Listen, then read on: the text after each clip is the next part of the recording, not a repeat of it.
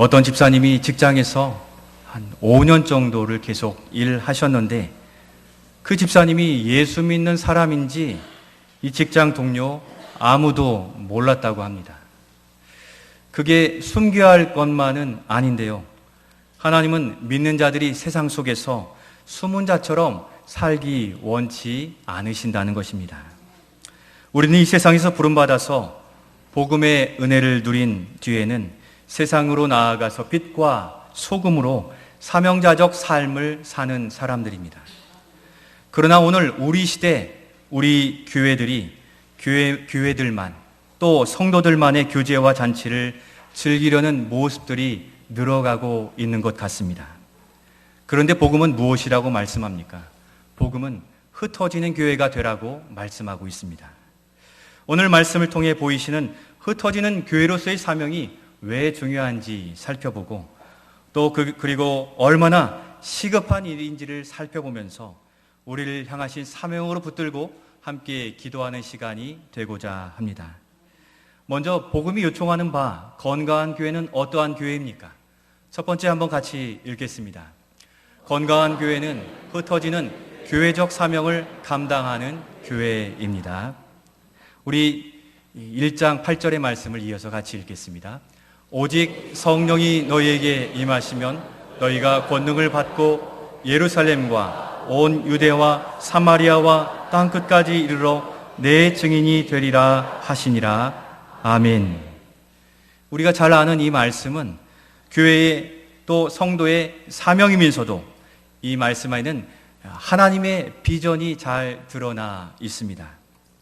예루살렘과 온 유대와 사마리아와 땅끝까지 이르러 복음을 전하는 이 사명입니다. 어떤 특징이 있습니까? 이 복음은 예루살렘으로부터 점점 더 넓은 지역으로 확장되어지는 특징, 바로 이게 복음의 확장성입니다. 초대교회를 보면 어떻습니까? 초대교회 성도들이 모였던 그 교회는 우리처럼 이렇게 아름다운 교회가 아니라 가정교회요, 또 동굴에서 드리는 참 열악한 환경이었음에도 그 사랑이 풍성하여서 그 작은 곳에서 주시는 은혜가 그 세상을 비추는 빛과 소금으로 사랑의 공동체로 세워져서 연약한 이들을 세우는 아름다움을 나타내 보이는 흩어지는 공동체로 세워져 가게 되었던 것입니다. 그와 같이 지난 여름 우리 교회가 아우니치로서 지난해 한 교회를 향하여 두 팔을 다 걷어붙이고 그 뜨거운 볕 아래에서 수고와 복음의 노래를 함께 감당한 것은 참으로 복음의 요청을 제대로 감당하는 흩어지는 교회로서의 참 좋은 모습이었습니다. 겨자씨, 눈에 보이지 않을 만큼 작은 겨자씨가 자라서 어떻게 됩니까? 새들이 그 나무의 그늘을 누릴 수 있을 만큼 큰 나무가 되어지듯 하나님의 나라는 이와 같이 확장되어지게 되는 것입니다.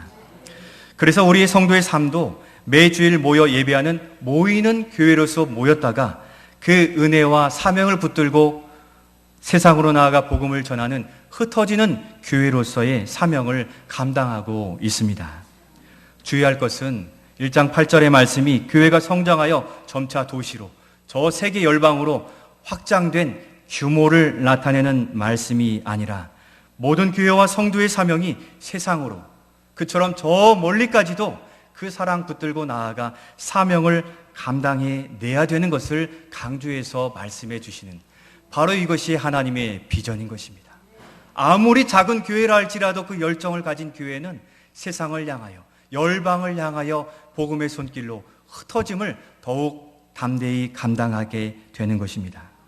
그러므로 우리의 인식은 바뀌어져야 됩니다.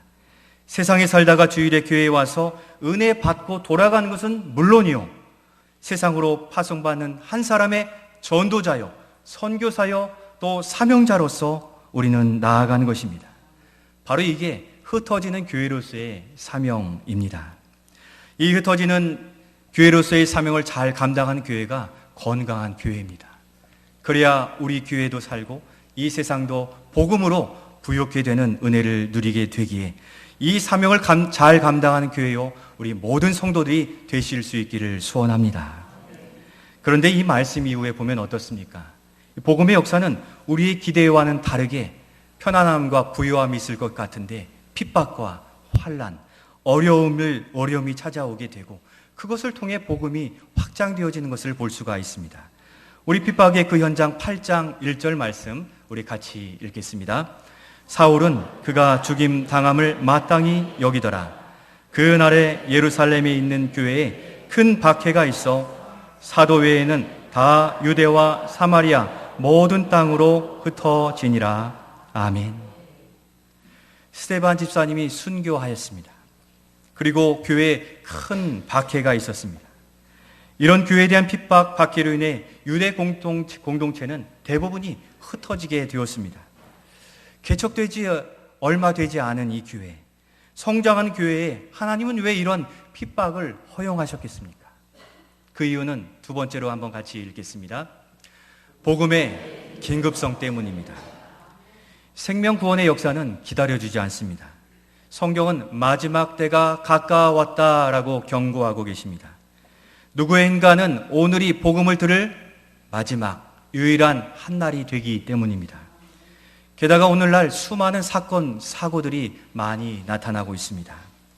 세상에 이 태어나는 날의 순서는 있지만 어떻습니까? 돌아가는 날은 순서 없이 돌아가게 되는 불확실성이 있는 우리 시대인 것입니다. 그래서 우리의 오늘을 아무도 장담할 수 없습니다. 오늘이 아니면 이 생명의 복음을 듣지 못할 영혼들이 많기에 복음은 즉시 전해져야만 그 한 영혼까지도 구원해 낼 수 있는 시급성, 긴급성이 있다는 것입니다. 바로 이게 복음의 긴급성입니다. 그런 이유에서 하나님은 설립되지 얼마 되지 않은 이 초대교회, 그리고 이제 복음의 기쁨을 갓 누린 초대 기독교 사회에 환난과 핍박을 허용하셨고 저 멀리에 있는 구원받을 그 영혼들을 향하여 유대인들을 흩으셨다는 것입니다. 오늘 아니면 안 되는 불신 영혼을 위해서 구원 역사를 이루시기 위해서 흩으셨습니다. 나중에 이 사도 바울의 이 선교 역사를 통해 볼 때에도 사도 바울이 회심하고 선교 역사를 잘 감당하면서 왕성한 놀라운 역사 가운데 소아시아 지역을 이제 선교해야겠다는 그 계획을 가지게 하셨습니다. 그럼에도 불구하고 꿈에 환상으로 나타나셔서 그 소아시아의 전도의 계획을 다 막으시고 저 바다를 건너 마게도냐에 이르기까지 복음을 전하시도록 그의 방향을 전환해 주셨습니다. 그런데 그 복음 방향 전환이 이루어진 뒤에도 어떻습니까? 그의 복음의 핍박은 계속되었고 옥에 갇히게 되었고 옥에 갇히게 된 그것으로 절망이 아니라 오히려 그 감옥을 지키던 간수와 가족들이 다 구원받는 놀라운 은혜를 누리게 된 것입니다. 바로 하나님께서는 그 멀리 있는 한 영혼을 향하여 사도 바울과 일행들의 모든 선교 계획을 막으시고 핍박과 어려움 중에 그 간수와 가족들을 구원하도록 그들을 이끌어 주셨다는 사실입니다. 하나님께서 막으시고 핍박받게 하신 이유가 바로 생명구원 한 가족 한 영혼을 그만큼 귀하게 여기셨기 때문인 것입니다. 또한 복음 들을 기회는 기다려주지 않는다는 것입니다. 하나님께서는 택한 자들이 돌아올 수 있도록 삶의 현장 가운데서 늘 만져주십니다. 때론 때리시기도 하시고 질병으로, 어려움으로. 그래서 지난해와 올해는 다른 영혼들이 하나님 앞에서 준비되어져 있어서 삶의 현장 가운데 복음의 문을 열 마음들을 그 심령에 만들어 두시는 것입니다. 그래서 어느 날은 그들이 생각합니다. 그들이 살아온 자신의 인생, 앞날을 또 생각하게 하시고 영혼에 대한 고민을 갖게 하십니다. 바로 그때 복음의 문을 연 그때가 있는데 이 시간, 이 기회 길지 않은 것입니다. 왜 그렇습니까? 왜냐하면 악한 영들은 복음을 열고 구원받을 그 영혼들이 구원받지 못하도록 미혹하고 방해하고 막아버리려고 애를 쓰고 수작을 부리기 때문입니다. 바로 이 기회를 향하여 우리가 전도하고 나아가지 않으면 안 되는 긴급성이 있는 것입니다. 구원받을 그 기회를 악한 영들은 막으려고 어떠한 방법도 수단도 방법도 가리지 않기에 하나님이 열어주신 기회가 있을까 하여 우리는 추수의 일꾼으로 나아가 그 영혼을 한 번 더 만나고 그 영혼을 위해 기도하고 초청하여서 주님이 주신 기회를 상실하지 않도록 그들을 전도해내는 믿음의 전도자들이 될 수 있기를 소원합니다. 그렇지 않으면 자꾸 그들의 마음이 닫혀져서 지연되어서 나중에야 주님께 돌아오게 되는데, 우리는 어떻습니까? 어느새 주님이 부르신 그 기회의 문에 복음이 꽂혀서 이렇게 하나님의 은혜 가운데 있음이, 우리를 부르신 부름에 순종한 자들이 누리는 분복을 우리가 누리고 있는 줄로 믿습니다. 이 복음의 긴급성을 기억하시고 우리의 주변, 우리의 가족, 또 우리가 작정한 그 영혼들, 이번 기회를 귀히 여기셔서 기도하시고 문자 편지하시고 초청하셔서 하나님께서 어렵게 열어주신 그 기회가 닫히지 않도록 우리가 얼른 찾아가 악한 영들보다 먼저 손서서 그들을 주님께로 인도해내는 복음의 생명의 소식이 있는 전도대회, 또 우리의 삶이 될 수 있기를 소원합니다. 또한 우리 자신에 비추어 보십시오. 복음의 부르심에 관심이 떨어지거나 또 그 더딘 우리 자신을 바라본다면 우리 자신이 복음 듣기에 긴급함이 필요한 건 아닌지 돌아보시며 복음에 긴급히 응답하며 주님과 동행하는 그 은혜를 누리시는 우리 모두가 되시기를 축원합니다. 마지막으로 하나님께서 예루살렘과 유다를 떠나 흩으신 이유는 무엇입니까? 세 번째 같이 읽겠습니다. 차별 없는 복음의 특성 때문입니다. 우리 8장 4절로 6절 말씀 이어서 같이 읽겠습니다. 그 흩어진 사람들이 두루 다니며 복음의 말씀을 전할세 빌립이 사마리아 성에 내려가 그리스도를 백성에게 전파하니 무리가 빌립의 말도 듣고 행하는 표적도 보고 한 마음으로 그가 하는 말을 따르더라. 아멘. 흩어진 사람들이 어떻습니까? 이 복음을 이스라엘이 아닌 이방의 지역 사마리아에 가서도 복음을 전하게 되었습니다. 그런데 이 사마리아 지역은 이스라엘 사람들이 증오하고 싫어하고 아주 터부시했던 그 사람들인데, 바로 그토록 미워하고 증오하는 사마리아 사람들이 그 복음을 어떻게 했습니까? 복음을 받아들였습니다. 복음을 믿는 믿음의 역사가 나타나게 된 것입니다. 사랑하는 성도 여러분, 우리는 누가 복음을 받을지 안 받을지 알지 못합니다. 겉모습으로만, 어떤 분은 제가 범접하기 어려운 그런 분들이 있어서 피할 때도 있는데, 겉모습으로만, 지위로만 또는 재산의 능력의 유무로 복음을 받을 자가 정해져 있지 않다는 것입니다.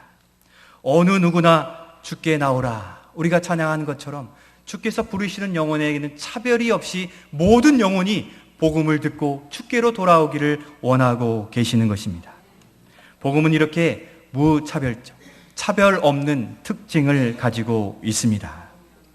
복음은 이렇게 전할 때 능력이 나타나게 되는 것입니다.